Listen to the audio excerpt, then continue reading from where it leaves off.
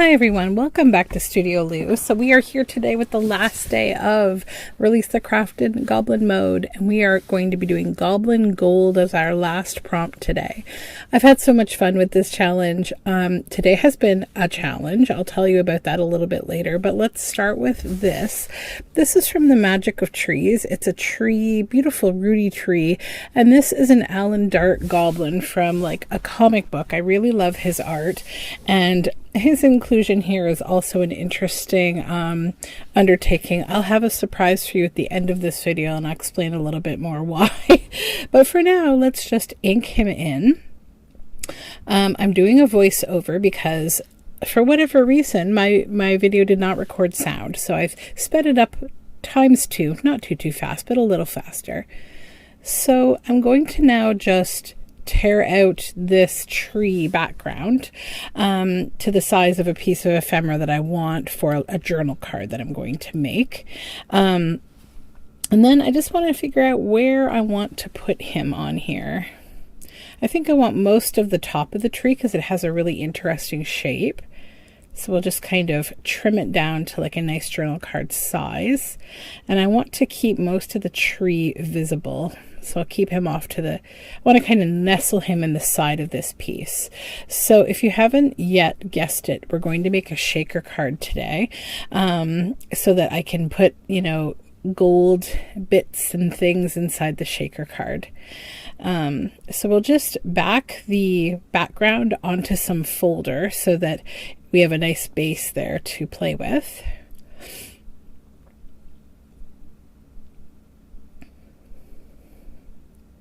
And then go ahead and glue him down. This was from like a sketchbook depiction in a book about like magical creatures, and so that's why the background is white and I've inked it in there. I'm not too worried about it like clashing with the background because there's going to be some more things going on here with color and texture, and I don't think it's really going to matter. So we'll just trim around the card here.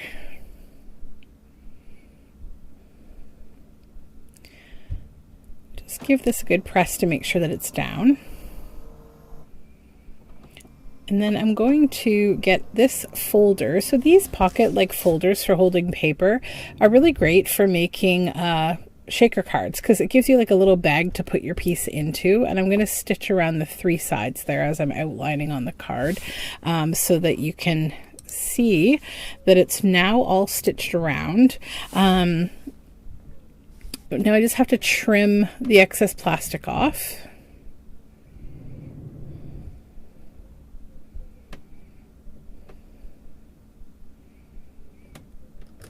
So now we have like a baggie, essentially like a pocket that I can put things in. And I've gotten a bunch of gold things. I was thinking about what goblin gold would be, right? And like goblins and the way that they see wealth, they're not like, stockbrokers or anything. I think they would be kind of like, out looking for shiny things like a magpie. So I'm just going to gild this little cluster of dried leaves because I want to include some of those. I'm just going to make sure I cover both sides as they may tumble around a little in the shaker card. Probably separate those stems. We don't need those. And I was thinking like, what would a goblin, kind of be grabbing and collecting in their journeys?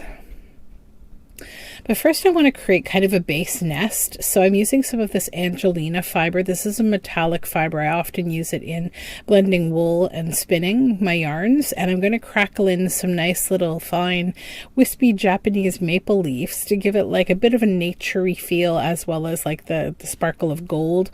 A lot of references I saw to goblins. I did see Rumpelstiltskin and the idea that they may spin, straw into gold, that kind of theme. So we'll just kind of push it all down into the bottom with a ruler, and the pencil eraser actually works really well. I'm trying to get a little bit of the Angelina gold and the leaves on either side and then flatten it out.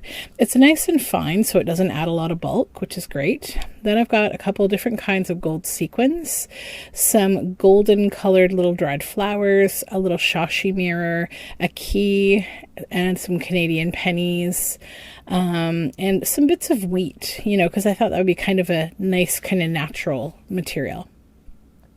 So I'll start with the sequins, put a few in and shake them down there. And then go in for all the naturey bits and things and put them in. Just sort of pull the stems off, balance them, put a little on each side. Just collect all those bits of wheat. Do a little tidying up here and just get the last little bits of wheat. And then we can start to put the heavier things in after we just kind of push this down and around. So there goes the key and the shashi mirror. Just kind of setting them in front of the Angelina. And we'll drop the 2 coins in and give everything kind of a look and clean up our mess again here. And then I'll just make sure that the foreground has what I want, that the key is visible, the coins are visible, anything that I feel like are nice little foreground features. They're not buried in that nest. So it all looks good, and then I'll put some more sequins, the other kind, in as a finishing touch, and then I will prepare this to go over to the sewing machine because we have to seal the top side there to actually turn this into a shaker card. So now we're all sealed up, shaky shakies, and I just need to back it because recall this is a plastic surface on back, so you can't write on that. So we'll just back this onto, whoopsies, that has text on the back. I just have to grab a different piece of paper, and actually this one's better because it's like a buttery gold color anyways, so that's a better color for this piece. So we will trim everything out.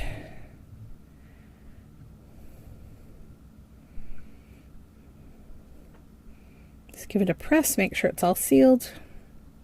And there is my shaker card.